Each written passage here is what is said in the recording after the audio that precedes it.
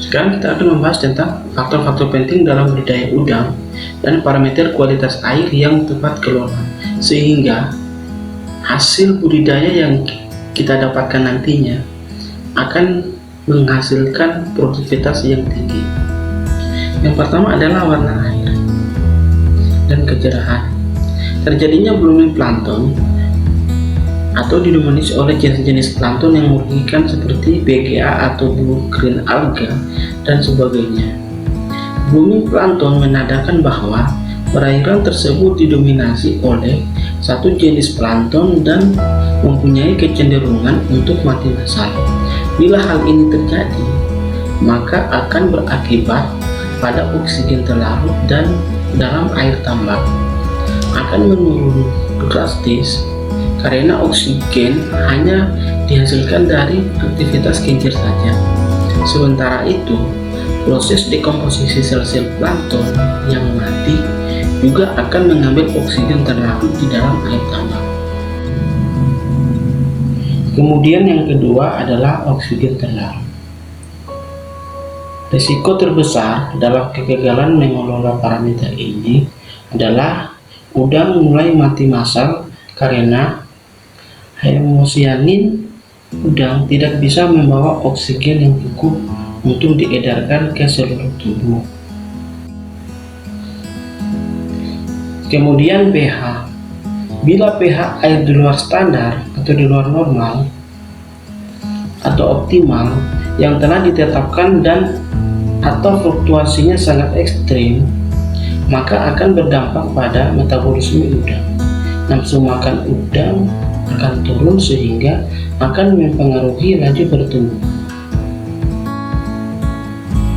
Kemudian salinitas.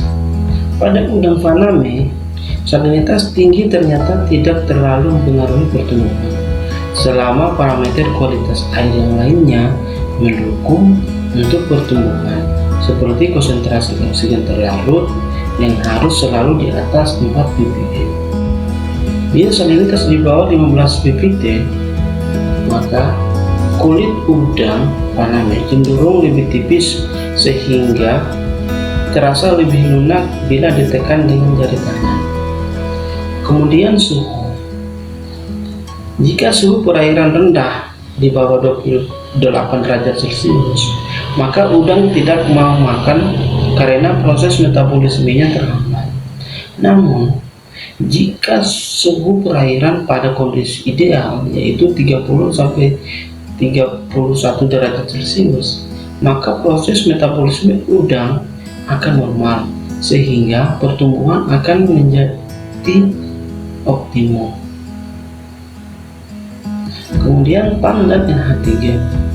Sifat udang yang amonotelik menuntut kita untuk menjaga agar konsentrasi TAN dan NH3 dalam perairan. Dengan konsentrasi TAN dan NH3 yang tinggi, nilai pH dan suhu yang tinggi, maka daya racun amonia akan menjadi berlipat.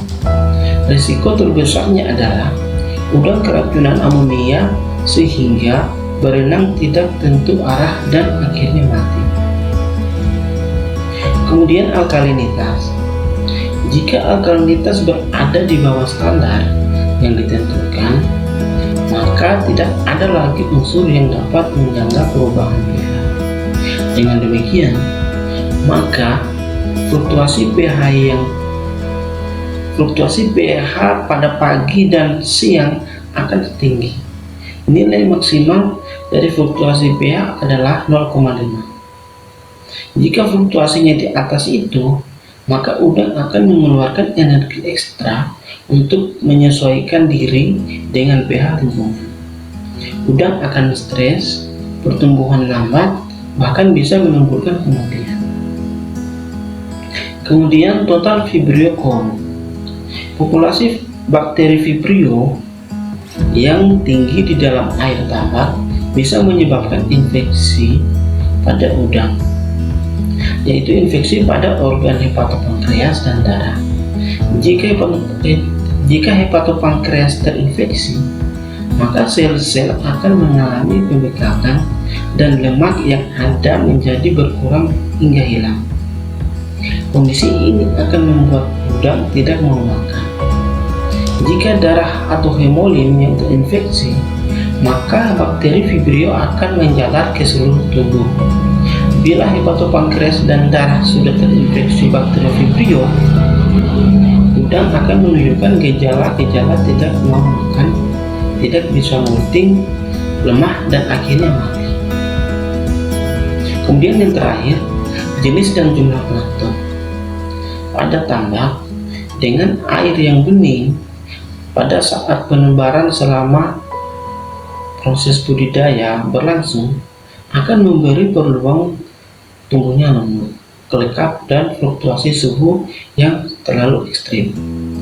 Perairan tambak yang bening menyebabkan sinar matahari bisa mencapai dasar tambak, sehingga bentik alga dan filamentous alga tumbuh subur dan menyebabkan timbulnya kelekap. Bila kelekap yang muncul ke permukaan air tambak tidak segera dibuang, maka kelekap tersebut akan turun mengendap di dasar tambak dan membusuk. Hal ini bisa menyebabkan menurunnya SL udang yang ada di dalam tambak.